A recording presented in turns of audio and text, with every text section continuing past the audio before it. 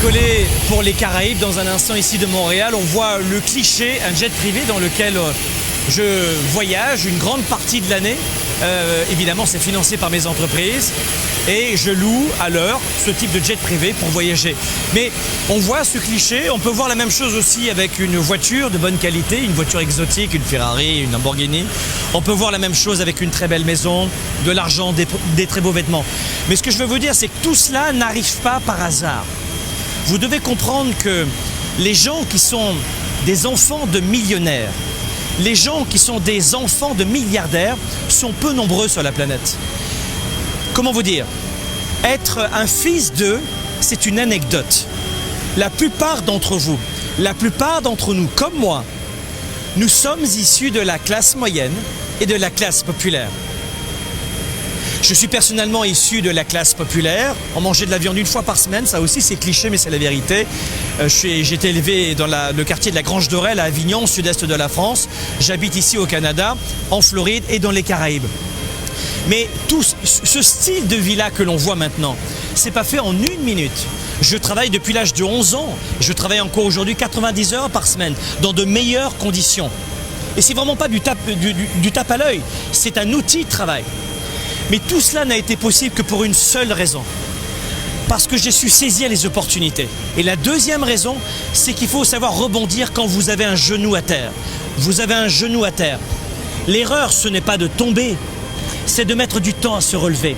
Les gens, les entrepreneurs, les sportifs de haut niveau, les artistes de talent, les papas, mamans extraordinaires, il n'y a pas que l'argent, il y a des gens très très heureux et que vous ne connaissez pas et que je ne connais pas. Mais tous ces gens très heureux savent se relever rapidement. L'erreur, ce n'est pas de chuter. Tout le monde chute, tout le monde a des difficultés, tout le monde a des problèmes, tout le monde a des frustrations, tout le monde vit plus ou moins le stress. Et moins on a d'argent, plus on stresse. Moins on est bien entouré de bons amis, plus on stresse. Moins on fait le travail que l'on aime, plus on stresse. Mais on est tous passés par là. Je suis pas né avec une cuillère d'argent dans la bouche.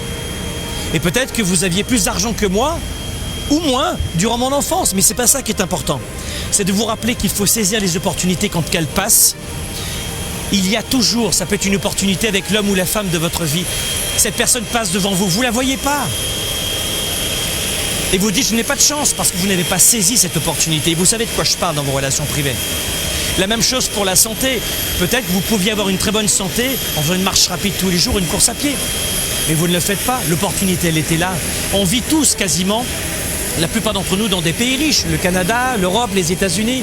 Ce sont des pays riches. En Europe, il y a l'assurance santé gratuite. Le Canada aussi. On est quand même privilégiés. Alors, contrairement à certains pays d'Afrique ou d'Asie, où, vous savez, je vous rappelle que le salaire par jour et par personne est de 2,50 $ quand même. 2,50 $ US par jour et par personne, c'est le salaire moyen de la plupart des gens. Et après, les gens vont me dire, je ne peux pas créer d'entreprise, je ne peux pas choisir ma vie parce que je n'ai pas le temps, je n'ai pas d'argent, je n'ai pas les moyens, je n'ai pas les relations, je n'ai pas les connaissances. Mais vous savez très bien que ce sont des excuses qui, à l'âge de 70, 80 ans, une fois que tout sera terminé, ne seront que des remords indélébiles. Il vaut mieux se planter et accepter d'être rejeté des autres parce que vous êtes différent. Accepter de réussir parce que finalement vous l'avez mérité, vous avez travaillé fort et vous serez rejeté. Mais si tu n'as pas d'argent, tu es rejeté. Si tu as de l'argent, tu es rejeté. Choisis la raison pour laquelle tu vas être rejeté. Mais quoi qu'il en soit, 1, il faut savoir saisir les opportunités et 2, il faut savoir se relever de ses échecs rapidement. L'erreur, ce n'est pas de chuter, c'est de savoir rapidement se relever et de rebondir après chaque coup dur. On a tous des difficultés, c'est la façon dont on voit la difficulté. C'est la façon dont on réagit à l'événement qui va faire toute la différence pour les prochaines années de votre vie.